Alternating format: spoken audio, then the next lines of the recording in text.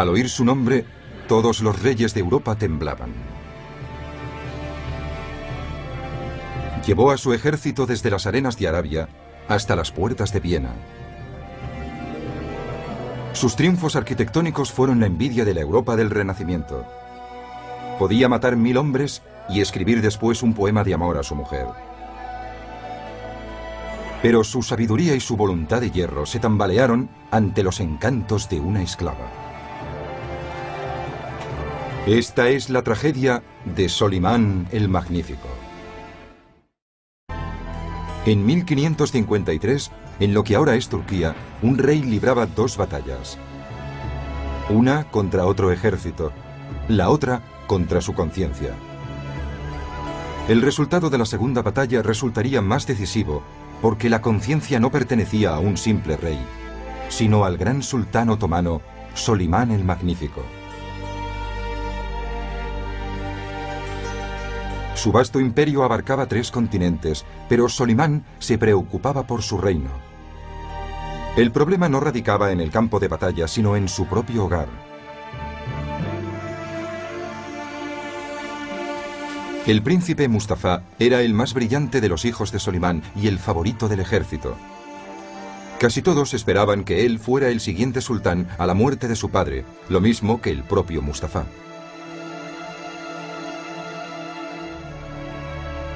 Se rumoreaba que Solimán era demasiado viejo para el trono y que el joven príncipe Mustafa estaba conspirando para arrebatárselo.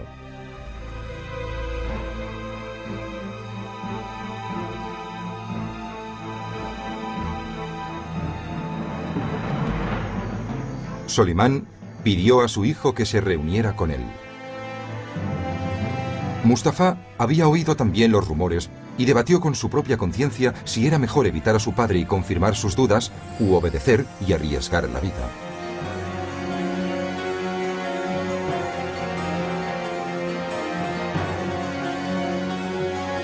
El ejército esperó el resultado de la reunión.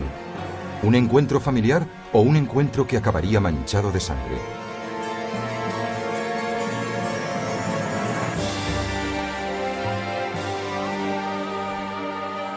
Treinta años antes fue Europa la que contuvo el aliento con la ascensión del nuevo sultán, Solimán. En 1520, Selim el Terrible murió y dejó un único heredero, un desconocido llamado Solimán.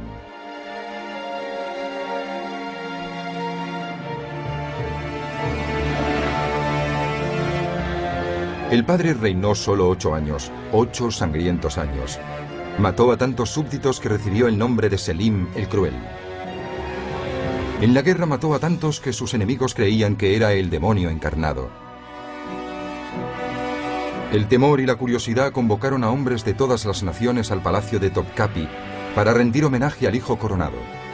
Acudieron embajadores de Egipto, Persia, India y Europa para presentar sus respetos al nuevo gobernante y también para evaluarlo. Por lo que vieron, el hijo no se parecía en absoluto al padre. Selim se aseguró el trono asesinando a todos los varones de su familia. Tenía tan mal carácter y era tan cruel que la frase "que seas consejero de Selim" era una maldición habitual. Pero con Solimán, el terror desapareció del palacio. Al contrario que su padre, él se rodeó de poetas, pintores y músicos. La afición favorita de Selim era la guerra. A Solimán le preocupaba la moda. Medía sus conquistas en lino y seda.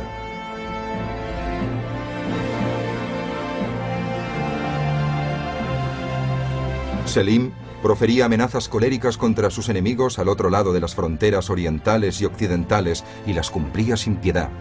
Por el contrario, Solimán parecía un hombre de paz. Un embajador escribió: "Todos los hombres coinciden en que un cordero manso ha sucedido a un león fiero. Solimán es joven, inexperto, cualidades que hacen presagiar un periodo de paz". Llamado así en recuerdo de Salomón, El rey sabio venerado tanto por los cristianos como por los judíos y los musulmanes, el joven Solimán empezó su reinado intentando hacer honor a su tocayo. Vació las cárceles de su padre, despidió a los burócratas corruptos y recompensó a la Guardia Real por su lealtad.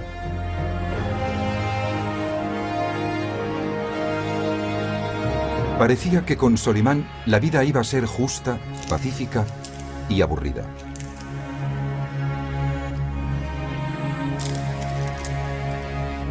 Entonces promulgó una proclama que no dejaba lugar a dudas. A cambio de esa indulgencia exigía lealtad.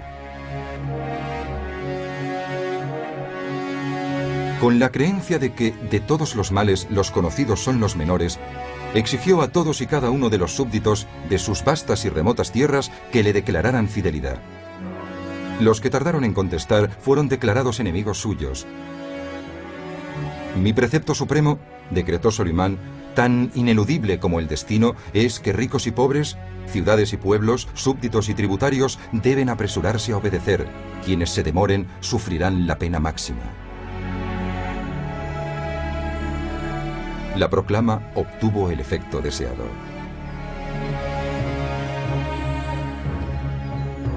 A los 3 meses estalló una rebelión en el ejército. Solimán ordenó ejecutar a los rebeldes, incluso mató a 3 de ellos con sus propias manos. El cordero se había convertido en león.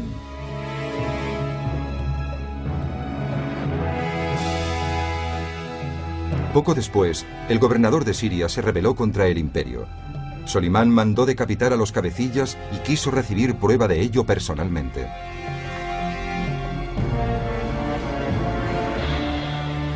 Parecía que el joven sultán había prestado más atención a las lecciones brutales recibidas de sus antepasados de lo que nadie había creído. La herencia de Solimán se remontaba a Osmán, un jefe guerrero de una temible tribu islámica. Otomano significa de hecho la casa de Osmán. Los otomanos, que surgieron en Turquía hacia el año 1300, se lanzaron sobre una de las reliquias de Roma: el Imperio Bizantino. Constantinopla, la capital bizantina, se convirtió en el último bastión de la cristiandad en Oriente. En 1453 los otomanos la atacaron. Tras un largo y duro asedio, la ciudad capituló. Constantinopla se convirtió en la nueva capital del Imperio Otomano, Estambul. La gran basílica cristiana de Santa Sofía se transformó en una mezquita. Los soldados de Alá se habían apostado a las puertas de Europa. Y ahí se quedaron. Durante 100 años, el reino de Hungría bloqueó su camino a nuevas conquistas. El padre de Solimán se apoderó de Egipto, Siria y parte de Arabia. Pero en Europa no consiguió superar los Balcanes. Ahora le tocaba intentarlo a Solimán. Europa, por su parte, estaba en ebullición. Se había descubierto un nuevo mundo al otro lado del Atlántico y el viejo mundo se enriquecía con ello. A cambio, los conquistadores llevaban la cristiandad con la cruz si era posible, con la espada si era necesario. Europa no era tolerante con los paganos, como el mismo Solimán descubriría.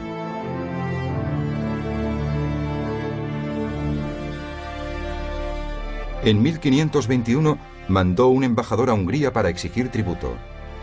El enviado regresó a Estambul sin nariz ni orejas.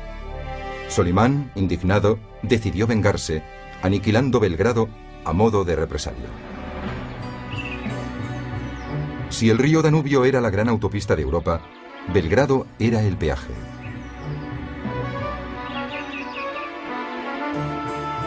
Belgrado había resistido uno tras otro a todos los ejércitos islámicos, pero Solimán había aprendido de sus antecesores y de sus enemigos. Llevó más cañones de los que nadie había visto nunca en un campo de batalla.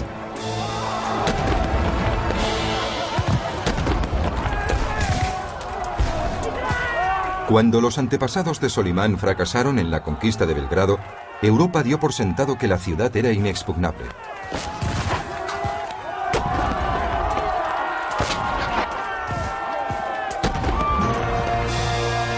Pero en solo 26 días, la bandera otomana ondeaba sobre las almenas de la ciudad.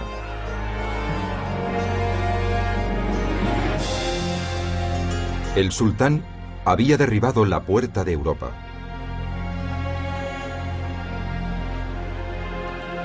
Solimán, que había matado hombres con sus propias manos, no retrocedía ante los horrores de la guerra, como demuestra su diario. El foso estaba lleno de cadáveres. Habían muerto 500 o 600 hombres. Un centenar de cabezas de soldados que no habían podido escapar estaban clavadas en picas a lo largo de la carretera.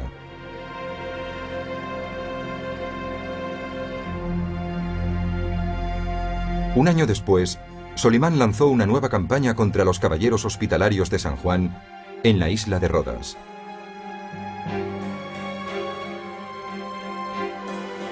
Desde su fortaleza, estos nostálgicos de las cruzadas atacaban las naves otomanas. Aunque vestían como sacerdotes, luchaban con la espada. Su misión era sagrada: eliminar el Islam de la faz de la tierra. Todo el Islam aclamaría a Solimán si tenía éxito y lograba eliminar esta espina.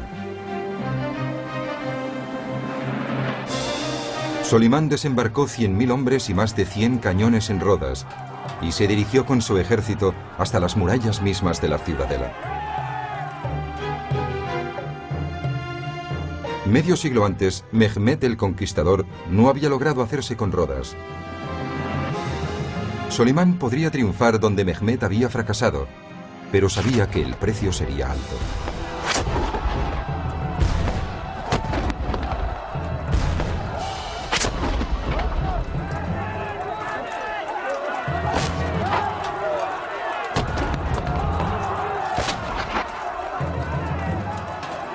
No podía imaginar exactamente cuánto.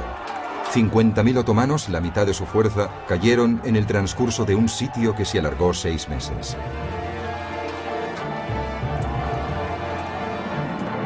A los hospitalarios de San Juan se les acababa el tiempo. Ante la escasez de pólvora y alimento, su gran consejo se reunió y accedió finalmente a negociar. Pero Solimán no tenía ninguna intención de negociar.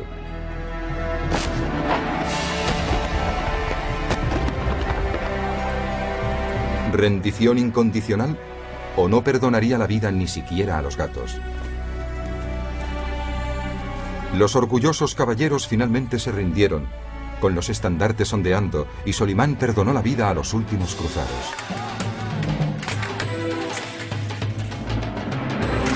Mientras las tropas de élite de Solimán, los genízaros, lo celebraban con su danza del sable, el joven sultán saboreaba sus triunfos.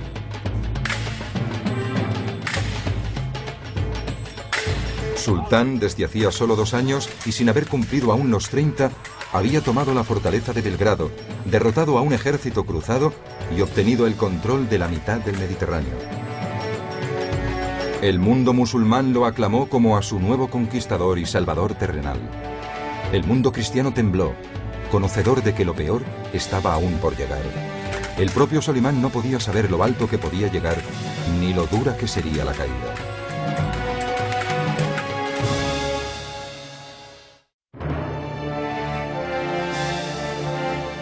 El sultán Solimán demostró ser ambicioso y despiadado, incluso vanidoso, pero no era tan orgulloso como para no escuchar consejos.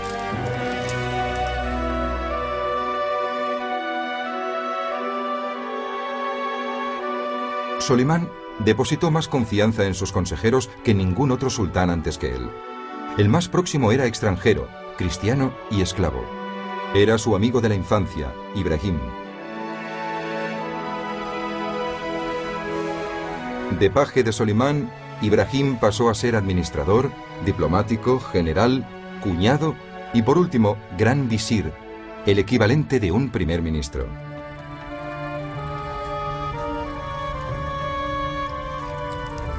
En 1524 estalló una rebelión en el lejano Egipto. El jefe rebelde era el gobernador, decepcionado porque Solimán no lo había nombrado gran visir. El gobernador se nombró a sí mismo sultán de Egipto, pero los genízaros de El Cairo se mantuvieron leales a Solimán. Pronto estalló una revuelta contra los propios rebeldes y el gobernador murió asesinado. Solimán envió a Ibrahim a El Cairo a restablecer el orden. Llegó al mando de un impresionante ejército. La ciudad no opuso resistencia y recibió a Ibrahim como a un liberador.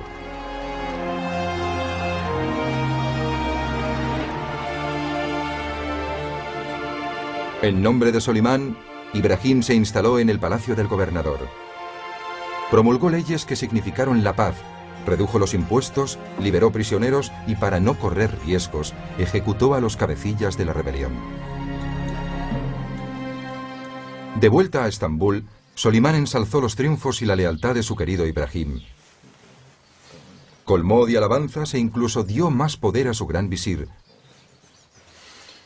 Después del sultán, Ibrahim era el hombre más importante del imperio. Solo había una persona más próxima a Solimán. También se trataba de un esclavo. En la comodidad de su harén, Solimán obsequiaba a la joven esclava con historias de su viejo amigo y sus hazañas. Ella se aferró a cada palabra e hizo planes por su cuenta. Roxelana, obtenida durante una de las campañas del ejército en Rusia, había hechizado a Solimán. La llamaba Hurruman, o sonriente. La corte, por el contrario, la llamaba bruja. Al final, Roxelana logró que Solimán le concediera la libertad. Consiguió lo que ni siquiera el mejor amigo de Solimán había podido conseguir: romper las cadenas de la arraigada y respetada institución de la esclavitud en la que se basaba el poder del sultán.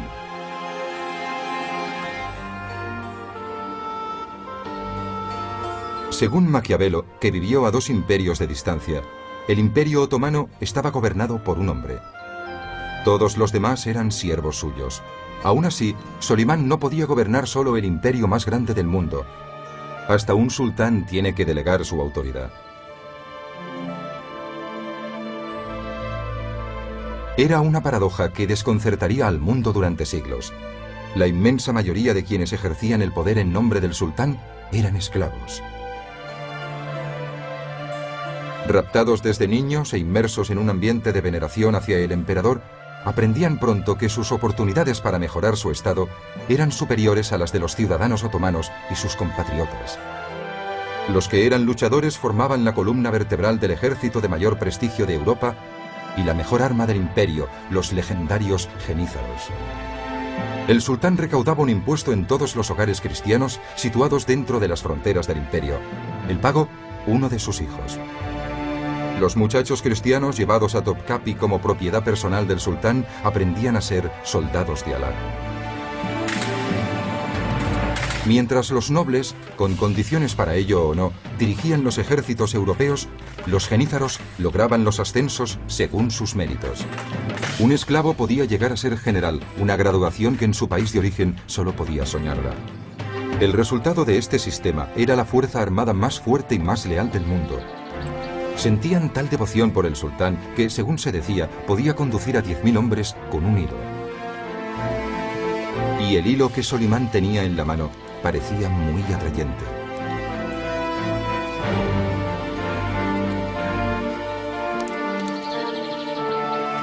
Había llegado el momento de aprestar de nuevo al ejército a la guerra y procurarle más victorias que ningún otro sultán. Con Belgrado y la isla de Rodas en su haber, Solimán prometió a sus genízaros ampliar aún más sus conquistas por Europa. La clave de la estrategia de Solimán era el despliegue de centenares de cañones. El cobre y el estaño se fundían para producir un bronce lo bastante fuerte como para resistir el estallido de la pólvora. Sus fundiciones ardían noche y día para fabricar cañones a una escala nunca vista.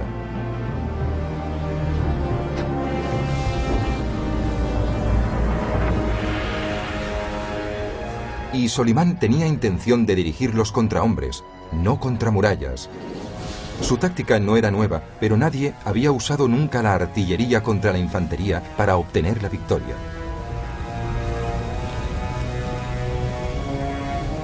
Fabricar armas no bastaba. Tenía que poder transportarlas donde las necesitaba. Solimán tenía medios para hacer ambas cosas. En 1526, Solimán dirigió a su ejército hacia Belgrado y mandó los cañones en barco hasta la desembocadura del Danubio para reencontrarse río arriba. En el viaje hacia el norte encontró el lugar perfecto para su trampa, una llanura inmensa llamada Mohács. En el bosque que la rodeaba, Solimán escondió las armas y el grueso del ejército. Luego, apareció con un puñado de soldados de infantería con la esperanza de que el joven e impetuoso rey de Hungría mordiera el anzuelo. Y lo hizo. Ante el avance otomano, cerca de 40.000 húngaros atacaron como sombras en la noche.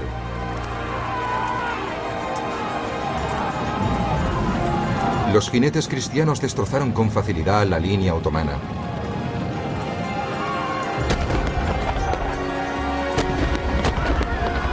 Cuando los otomanos se retiraron, los cristianos que olían la victoria los persiguieron.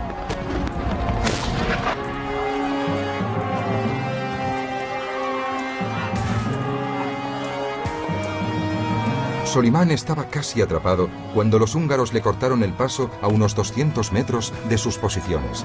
Solimán no cedió y exhortó a sus hombres a seguir luchando.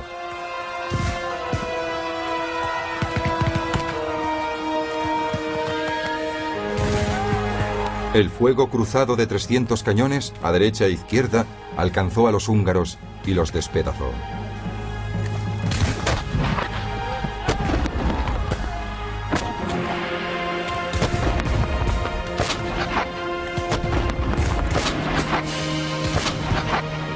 Hasta que los cañones no hubieron terminado su terrible tarea, Solimán no ordenó a sus hombres atacar.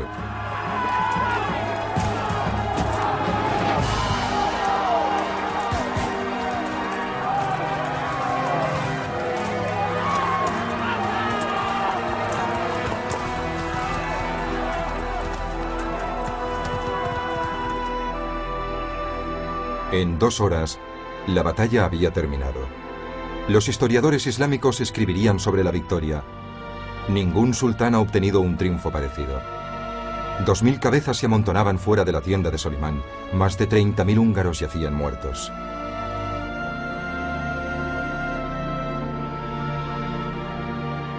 Entre ellos, un caballero imprudente de solo 20 años, el rey de Hungría.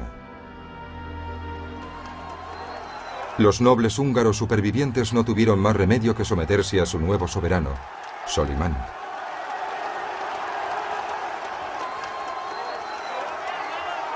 Lo impensable había sucedido. Una nación europea había sucumbido al avance del Islam. Con los húngaros vencidos, Solimán entró en Budapest, su capital. Pero sus ojos miraron aún más al oeste. Después de Mohács, ningún ejército se atrevía a enfrentarse con él en el campo de batalla. En público, los generales europeos vilipendiaban a los infieles por usar los cañones contra los hombres. En privado, tramaban seguir su ejemplo. Sin oposición, Solimán avanzó hacia la capital austríaca, Viena. Pero el mal tiempo y los caminos enlodados redujeron la velocidad de su avance. Al final, su pesada artillería acabó costándole caro. Cuando llegó, a finales de septiembre, los aterrorizados ciudadanos vieneses habían demolido sus casas de las afueras para privarles de cobertura. Superados en número en una proporción de 4-1, los vieneses habían reforzado las murallas de la ciudad, habían bloqueado el acceso por el Danubio y se habían armado de valor para el ataque. Mientras Viena rezaba por su liberación, el resto de Europa se escondía aterrorizada.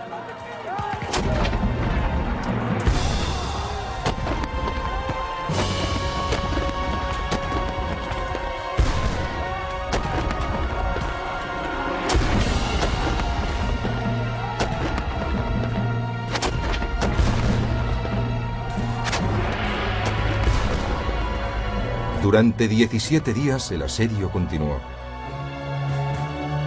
Los genízaros atacaban una y otra vez las murallas. Una y otra vez los cañones cristianos los repelían.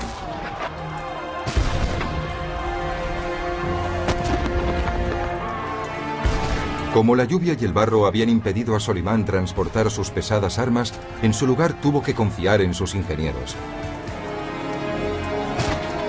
Cavaron minas bajo las murallas de la ciudad y abrieron agujeros en ellas, pero los agujeros se llenaron de cadáveres de otomanos. Al final, ni Viena ni Solimán obtuvieron la victoria. Lo hizo el invierno.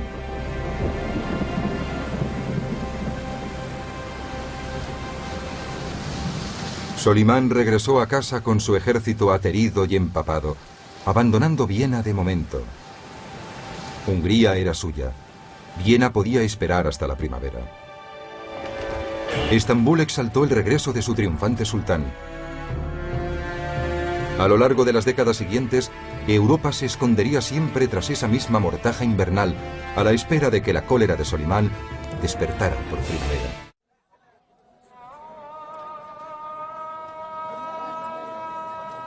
Tras cada conquista, Solimán ordenaba que una iglesia se convirtiera en una mezquita.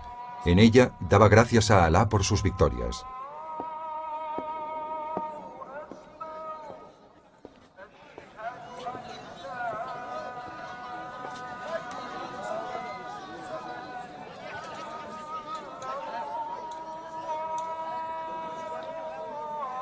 Durante los primeros 20 años de su reinado, tuvo muchas cosas que agradecer.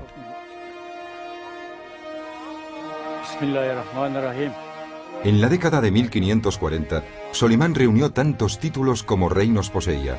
Era sultán por la gracia de Dios, rey de reyes, rey todopoderoso de Persia, rey de Arabia, rey de Siria y de Egipto, príncipe de la Meca, señor de Jerusalén y soberano del mar universal.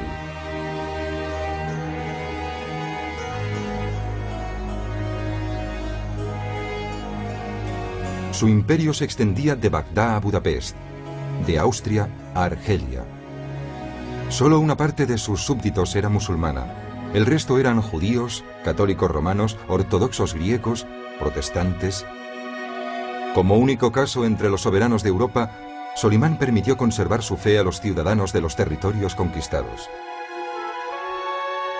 Con la sabiduría de Salomón y la astucia política de Maquiavelo, el sultán se percató de que imponer una nueva religión a una vieja cultura sería el camino más seguro hacia una rebelión.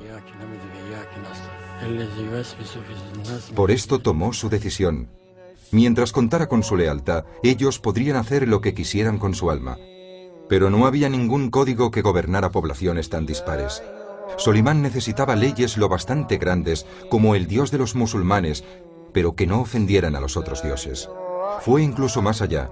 Redactó leyes que no ofendían a los sacerdotes ni grababan a los mercaderes. Este nuevo código lubrificó los engranajes del comercio y contribuyó a hacer de su imperio el más rico del mundo. Las leyes de Solimán lo regulaban todo, del comercio a los salarios, hasta la cantidad adecuada de fruta en un pastel.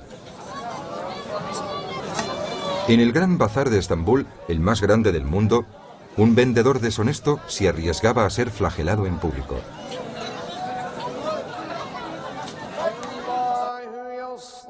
Solimán sabía que al otro lado de Europa, los cristianos se quemaban unos a otros en la hoguera por adorar al mismo Dios de distinto modo. La ironía no se le escapaba. Estaba decidido a que sus súbditos, tanto si eran musulmanes como cristianos o judíos, fueran tratados de la misma forma. No resulta extraño, pues, que los historiadores turcos no lo recuerden como Solimán el Magnífico, sino como Solimán el Legislador. Como muchos sultanes antes que él, Solimán empuñaba la pluma además de la espada. Pero si su talento era legislar, su pasión era la poesía.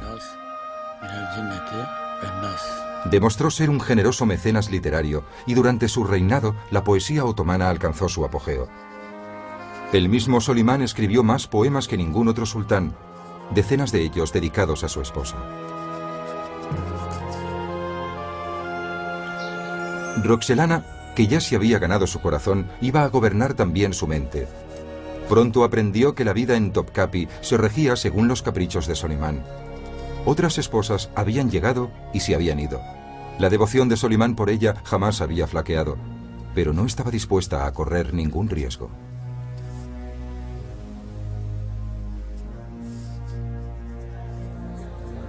A lo largo de los años, intentó cambiar el equilibrio de la balanza del poder a su favor. Después de haber pasado de esclava a esposa real, Roxelana se había convertido en el consejero de más confianza de Solimán.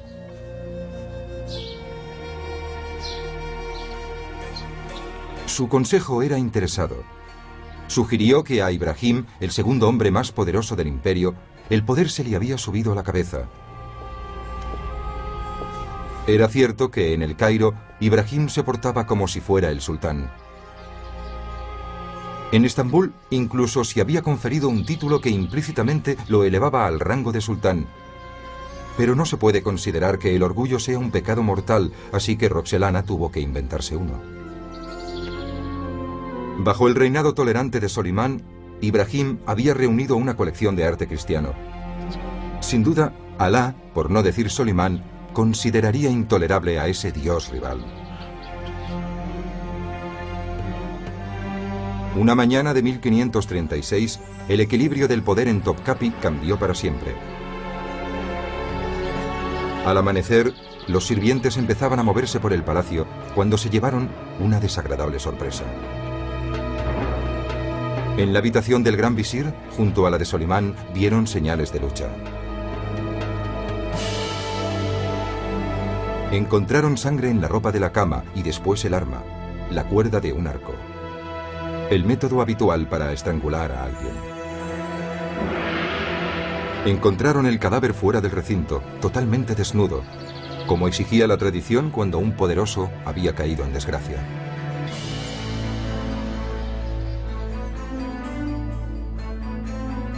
Solimán gobernaba entonces la mitad del mundo civilizado, mientras la otra mitad intentaba no enemistarse con él. Al palacio de Topkapi llegaban embajadores de todo el mundo con presentes, desesperados por superarse entre sí, con la esperanza absurda de que el tributo evitara la conquista.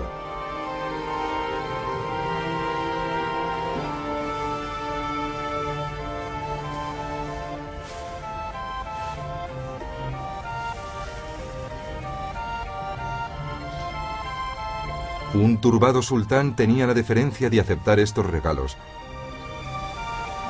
y veía cómo sus riquezas adquirían proporciones inimaginables. Encerrados con sus tesoros había ejemplares del Corán con incrustaciones de joyas. Cestas repletas de piedras preciosas se llenaban de polvo. Pero no era el tributo lo que evitaba que Solimán conquistara el resto del mundo. Era la distancia y el clima.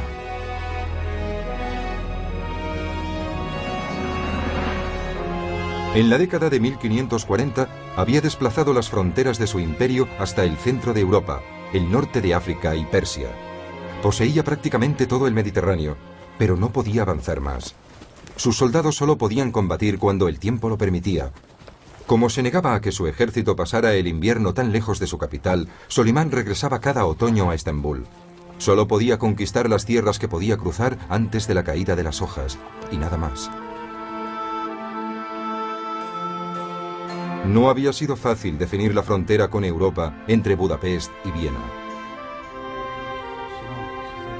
Incapaz de expandir su imperio, Solimán lo enriqueció a una escala jamás vista. Tomó a un ingeniero prometedor de entre las filas de los genízaros y lo nombró arquitecto de la corte. Como Miguel Ángel, que trabajaba en esa época en Roma para el Papa Pablo III, Sinan fue uno de esos hombres de talento protegidos por el destino, que le proporcionó un mecenas rico, y no había ninguno más rico que Solimán. Como Solimán, Sinan había dedicado la primera mitad de su vida al ejército. Como Solimán, dedicaría la segunda mitad a la arquitectura. Y construyó por todas partes. Durante 50 años construyó sin cesar, continuando su obra durante el reinado de Solimán, el de su sucesor y el del sucesor de este. Sinan trabajó hasta su muerte, a la edad de 99 años. Casi 500 proyectos llevarían su nombre, dejando un recuerdo que ningún otro arquitecto de la historia pudo igualar. Recuperó ciudades que el padre de Solimán había destruido.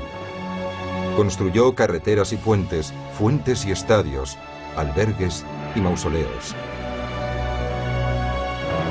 En la Meca, una de las capitales de las tres grandes religiones del imperio de Solimán, Sinán erigió edificios para albergar a cientos de miles de peregrinos.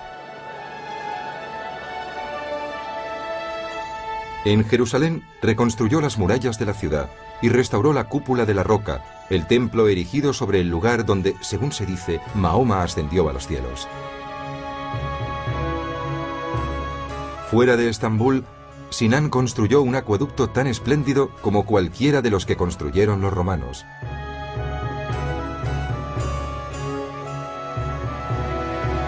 Desde unas colinas alejadas, el acueducto transportaba agua potable 110 kilómetros, hasta lo que se había convertido en la ciudad más grande de Europa.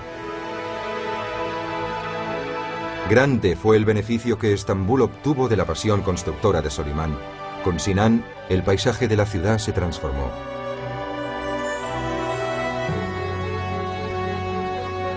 Diseñó una deslumbrante mezquita en honor del nuevo gran visir de Solimán, Rustem Pasha.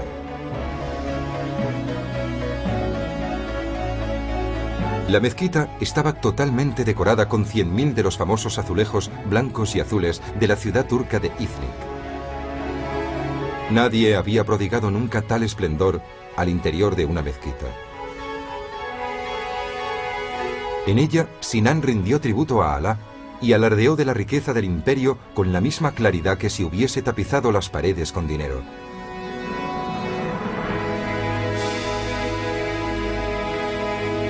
Después dibujó los planos de otra nueva mezquita, esta vez dedicada a Solimán.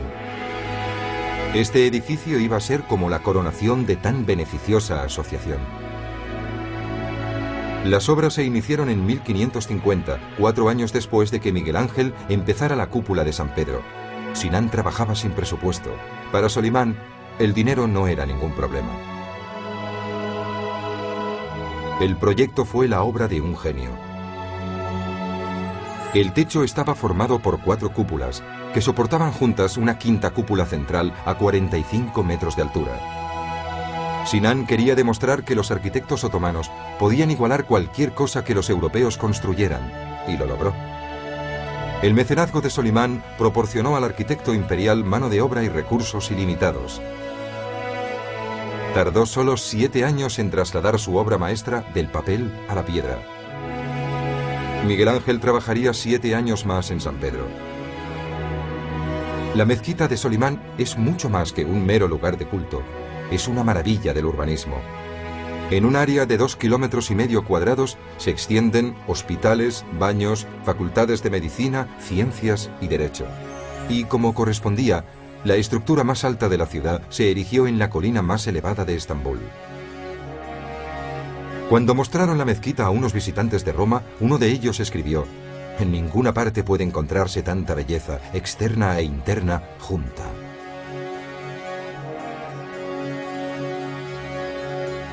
Para decorar la bóveda, Solimán eligió su pasaje favorito del Corán. Dios es la luz del cielo y de la tierra. Es luz sobre luz. Dios guía a quien quiere hacia su luz. Pero la luz divina ya había empezado a atenuarse para Solimán el Magnífico. Los últimos años del sultán justo y piadoso iban a parecerse más a un pasaje del Viejo Testamento. Quien ha desordenado su propia casa, hereda viento.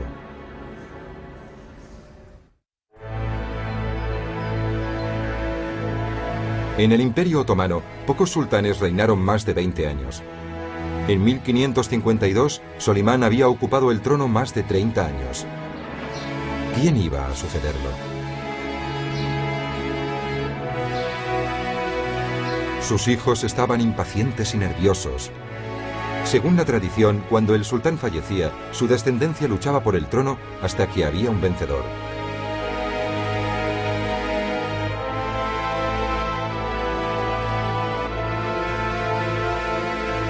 Solimán había engendrado 5 hijos, 4 con Roxelana. Decidida a que uno de los suyos fuera el siguiente sultán, lanzó una campaña de rumores.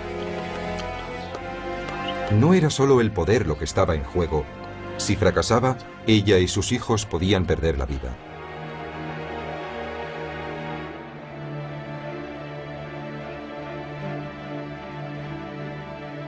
El candidato más prometedor era el mayor, el príncipe Mustafa. Era un gobernador popular y gozaba del favor del ejército. Inteligente y capaz, solo tenía un fallo: la madre equivocada.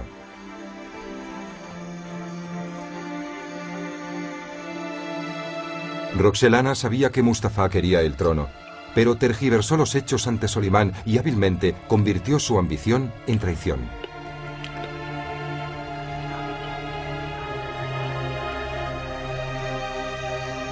Cuando los rumores llegaron a Mustafa, se enfrentó a una crisis. ¿Sería la confianza de su padre más fuerte que la calumnia de Roxelana? No había salvado a Ibrahim, el mejor amigo de Solimán. La cuestión iba a decidirse en 1553, cuando Solimán se preparaba para entrar en guerra con Persia.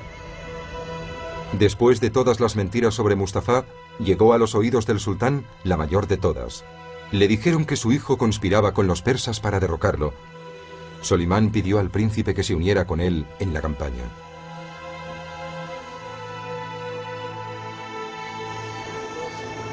Mustafa tomó una decisión. No ir era declararse culpable. Iba a demostrar su lealtad con la obediencia.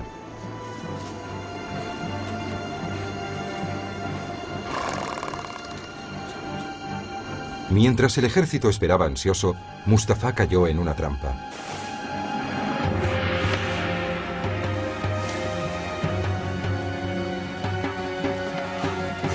Mustafa libró batalla y los asesinos titubearon.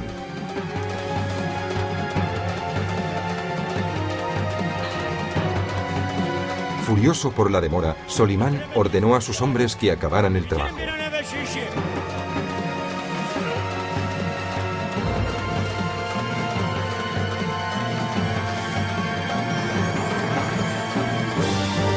Solimán mostró el cadáver de su querido hijo al consternado ejército y advirtió a sus soldados que el mismo destino esperaba a cualquiera que cometiera la insensatez de desafiarlo. A cualquiera. El ejército lloró la pérdida de Mustafa, a quien llamaban el hijo cuya inteligencia habría aumentado la gloria de la casa imperial.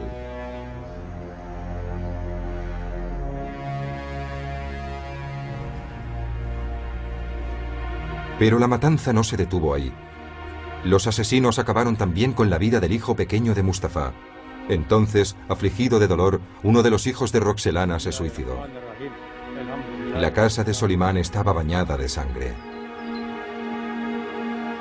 El ocaso de la sabiduría de Solimán impulsó a un poeta a preguntar al emperador: ¿es esto ternura?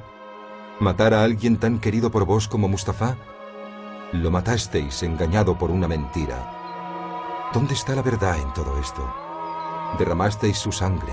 ¿Es esta la justicia de un califa? ¿Qué ha sido de Mustafa? ¿Por qué lo matasteis, mi sultán? Solimán, perdida la batalla con su conciencia, dejó el escenario al poeta que vivía en su interior. Instado por Roxelana, mató a Ibrahim, su mejor amigo, y a Mustafa, su hijo favorito. Poco a poco, Solimán se recluyó cada vez más, cambiando el boato de la corte por los rituales del Islam. Como dictaba su religión, cada día se lavaba antes de sus oraciones diarias, pero las abluciones rituales no podían purgarle la culpa. Hasta el final, siguió ciego con su causa. En 1558 recibió el golpe más cruel de todos. La luz de su vida, Roxelana, murió. Viejo, enfermo y solo, en los últimos años de su vida, Solimán no encontró la paz. Los dos hijos de Roxelana que seguían vivos peleaban por la sucesión, a punto de provocar una guerra civil en el imperio, hasta que el mismo Solimán intervino. Derrotó al hijo menor, trágicamente de nuevo el más capaz de los dos, y entregó el reino a su hermano, como exigía la tradición. Bismillahirrahmanirrahim. Alhamdulillahi rabbil alamin arrahmanirrahim maliki yawmiddin iyyaka na'budu ve iyyaka nestaîn ihdinas sıratal müstakîm sıratal lezîne en'amte aleyhim gayril mağdûbi aleyhim veleddâllîn. Amin. Solimán había acabado una a una con las esperanzas más brillantes del imperio. Cuando el viejo sultán se acercaba a la muerte, solo le quedaba un hijo vivo. Uno que era, a decir de todos, un borracho y un idiota. El sucesor de Solimán el Magnífico iba a ser Selim el Borracho, el primero de una larga serie de sultanes ineptos y el peor en 3 siglos. Solimán, el conquistador incomparable, el legislador, el mecenas generoso, se había convertido en un caparazón vanidoso y vacío.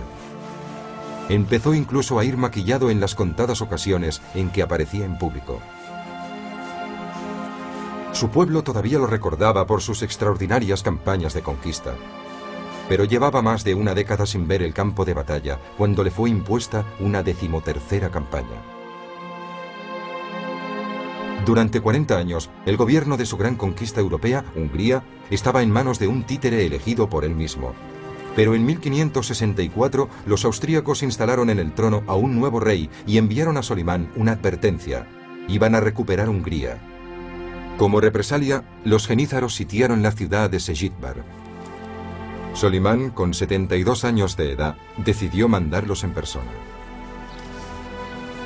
Aquejado de gota, montó con gran dolor sobre su caballo para ponerse al frente de sus genízaros.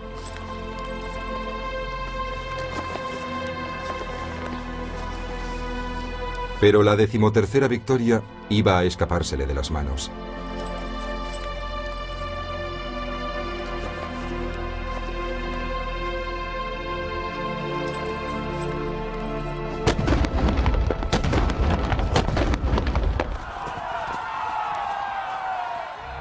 Durante la encarnizada batalla, Solimán cayó mortalmente enfermo.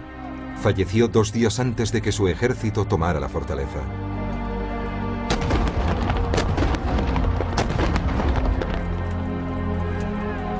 Su muerte se mantuvo en secreto. Durante 43 días, sus consejeros falsificaron su firma y emitieron órdenes mientras esperaban la llegada de Selim.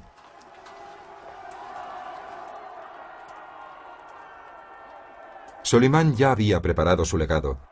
En Estambul había encargado a los mejores pintores del imperio que dejaran constancia de los hitos de su reinado.